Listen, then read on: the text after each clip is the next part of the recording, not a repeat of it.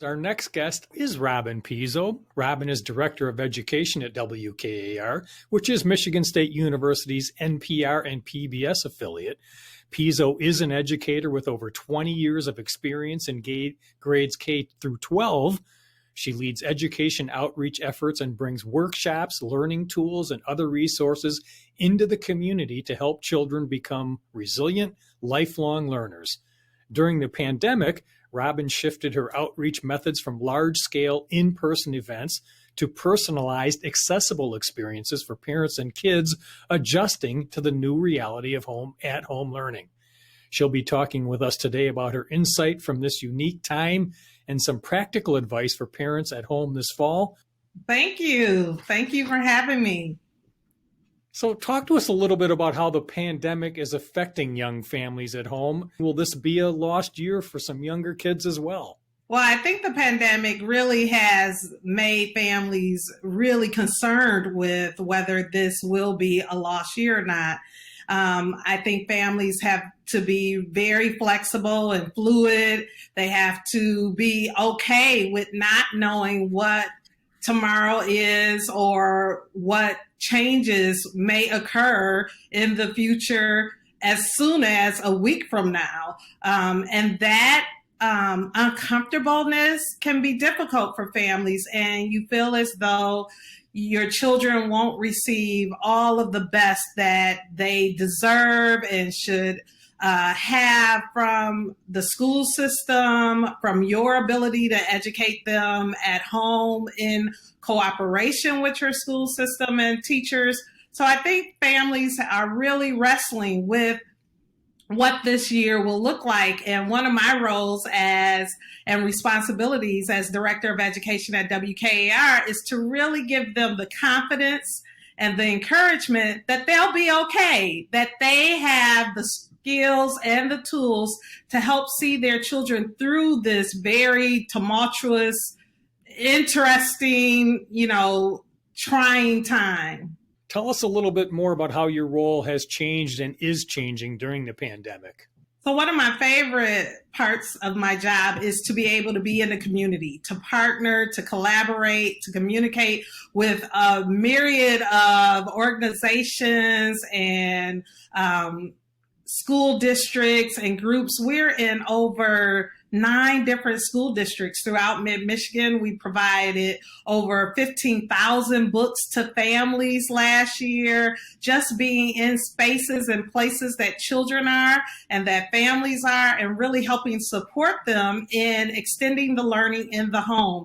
And so we really talked as a team at WKAR about maintaining that relentless purpose, that we would still support our families with helping their children continue to grow as learners and continue to foster a love of learning, even through this very trying time when we're a bit isolated, working from home, learning from home.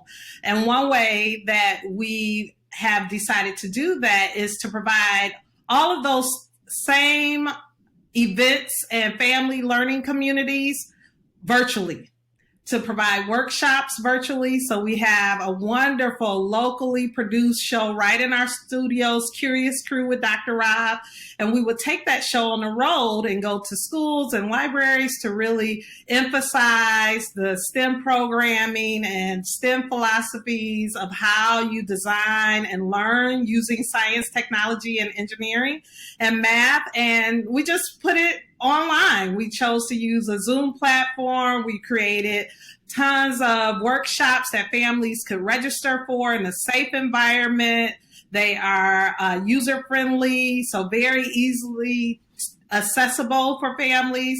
And we offered workshops throughout the summer, over 5 different workshops for Curious Crew. And then we also hosted several book clubs, and that included some social justice professional development book clubs for organization. And we did that all through Zoom. We had a 4th through 6th grade book club and a 7th through 12th grade book club. And then we worked with and sponsored book clubs with organizations who really wanted to dive deep into issues surrounding social justice and anti-racism. And so we've just decided that we would go virtual. and we would still offer all of the wonderful resources that PBS and WKAR has consistently offered for all of the many years that I've been around. We will offer those to families virtually. We ship books to places and spaces that need them and for kids that need them. And we just continue to move forward with our mission to inspire and to educate and to help support our families do the job that they are already doing. Encourage them to stay relentless. Is that what you're calling Mrs. Piezo's workshop then, or what is that? Yes, so Mrs. Piezo's workshop is just that. They are our online at-home learning platform, Zoom virtual workshops, and they include everything from the book clubs to Curious Crew workshops to also this fall, we're doing Ready to Learn workshops that have been around for a long time connected to our programming. And our platform, at-home learning platform that you can go onto the website, WKAR.org, and go right into our at-home learning platform, and you will get everything from our wonderful programming to resources, our newsletter. We produced an education newsletter every week, and then we produce a family newsletter each week as well. Daily, we went daily with the family newsletter that had a ton of resources and activities and programming that families could tap into and continue to learn and explore. And then there's a special, really special piece is Mrs. Piezo's FAQs, which are frequently asked questions that I get from a lot of families, a lot of teachers regarding education, everything from how do I manage my household cleanliness during this time to should I still be an advocate during this time for my child's learning environment? And those FAQs are produced weekly with the education newsletter, but you can also tap into that at our at-home learning platform at WKAR.org. And those come pretty fast and furious. They come pretty fast. This week was lovely. I was able to really talk about how to help define hope and justice, and look toward Justice Ginsburg and Congressman Lewis and some resources. So I love that blog for families, and we get a lot of great feedback about how powerful that is for families to feel like we're alongside them and that we are there to continue to support them in whatever we can to help this time just a little more, easier to handle. How has this whole experience in the pandemic shaped your perspective as a leader in education, and where do you see this all going, and what are some of the lasting changes in education? I know we could have a whole conference on that, but what are your thoughts? Yes. I think for me, it really has caused me to feel like I need to continue to be a staunch advocate for inclusive and equitable resources and supports for children and families at every level. Socioeconomically, we see that there are some sure disparities when you have limited access to broadband and Wi-Fi or resources within the home, or for those children where home may not be the safest place to learn daily, all day. I think that, one thing that PBS has always, and WKAR has always been able to do successfully is provide a safe place for children to learn. When you turn on that TV and you're able to watch those programming that's encouraging, that continues to teach each child that they have a world of possibility within them, and that we believe in the support of co-viewing with our families so that they are able to teach and learn with their children.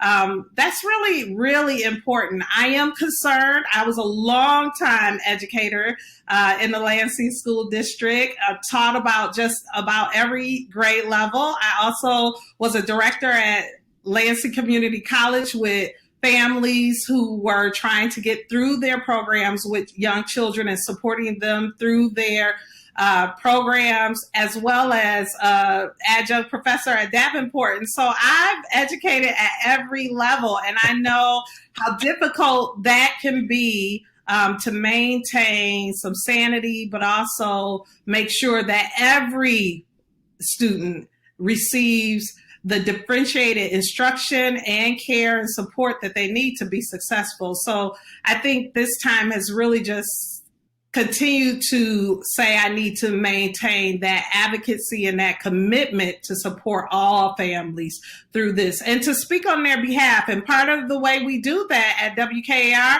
is being a connector to all of the partners within the system. There are so many partners at MSU, Michigan State University, and all throughout our region that is working on the behalf of families and on the behalf of children, and just making sure that the voice of all children is able to be heard and the needs of all children is able to be met. It's a huge, huge, huge undertaking, but we cannot allow this pandemic to take away from that work.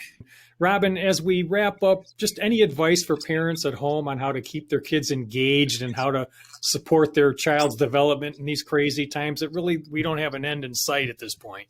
No, we don't have an end in sight.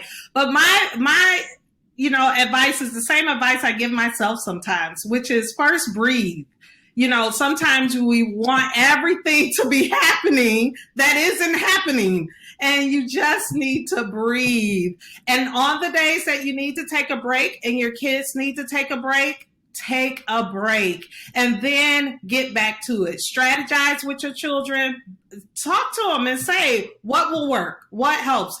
If we can't do 6 or 7 hours of sitting in front of this screen for you to learn, how can I help you get the best out of this experience? And work with the teachers. Continue to advocate on your children's behalf. But, my biggest thing is we believe in all of our parents having the ability to help support their children. And we're here to encourage. I really encourage to get questions in to me at the FAQ. You can reach me at robin@wkar.org. Send in your questions. We'll research. We'll connect with partners if I don't have the answer. But I definitely just say breathe, and it is okay. It's okay. It's not supposed to look like it did before the pandemic. Well, Robin, thanks so much for sharing your passion with us this evening and for all the great work you do in the community for education. And Robin at WKAR.org, and she'll do her best to answer it. Thanks so much again, Robin. Thank you for having me. Yay, PBS is 50 years old.